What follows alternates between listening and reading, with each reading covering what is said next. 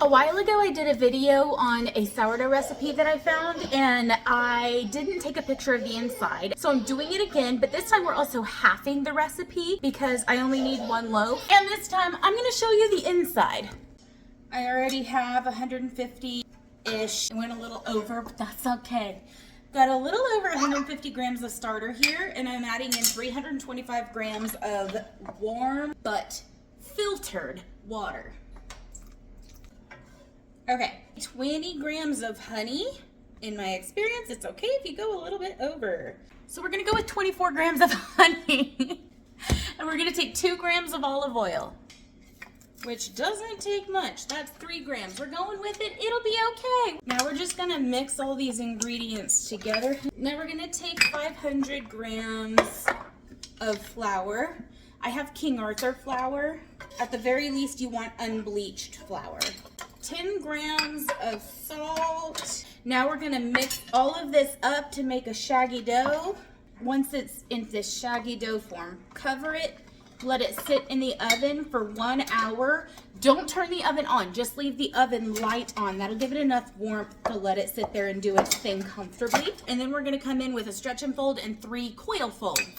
Okay, it has been an hour. I've got clean wet hands. Wet hands keeps the dough from sticking so bad.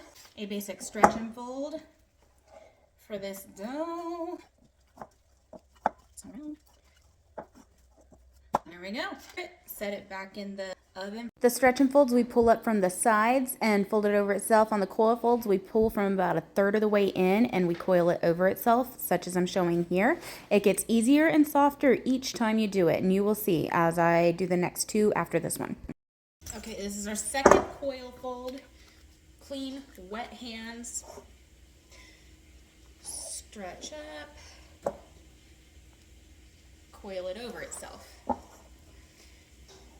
And you can see, I don't know if you can see, that it's smoother. We're getting some air bubbles in there, which means it's working. It's getting,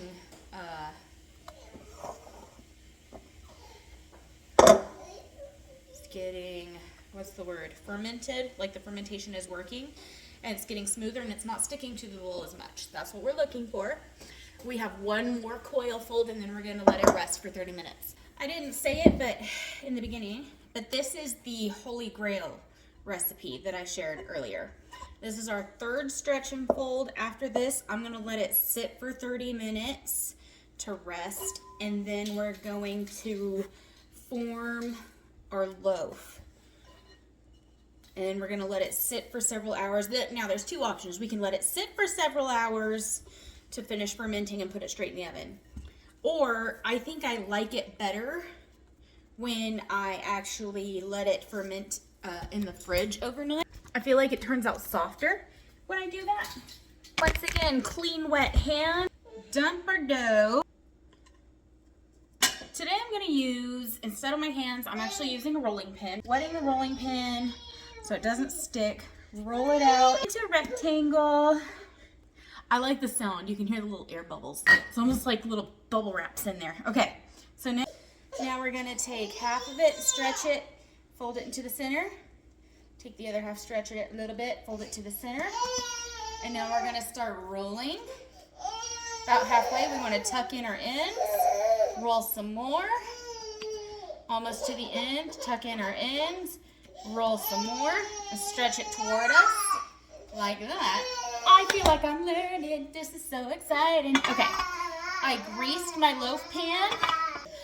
I'm gonna let this sit with the lid on in my oven with the oven light on for the next several hours. It's been like 3.5, 4 hours, I think. As you can see, it's risen a good 1.5 inches above the bottom pan's lip.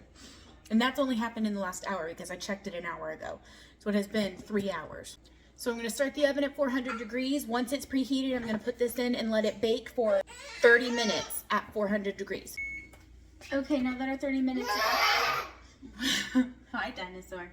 We're gonna lower it to 375, 15 minutes. I obviously messed it up a little bit. Let my mistake be your lesson. Grease the top dome piece because it stuck big time, and it took me like 4 minutes to peel it off. But I'm still gonna cut into it and show you how amazing it is anyway. Here is our fresh loaf, and yeah, it's not domed like it should be. It's pretty sad there on the top, but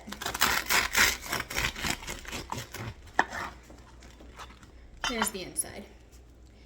Beautiful, perfect, sweet, squishy, soft sourdough.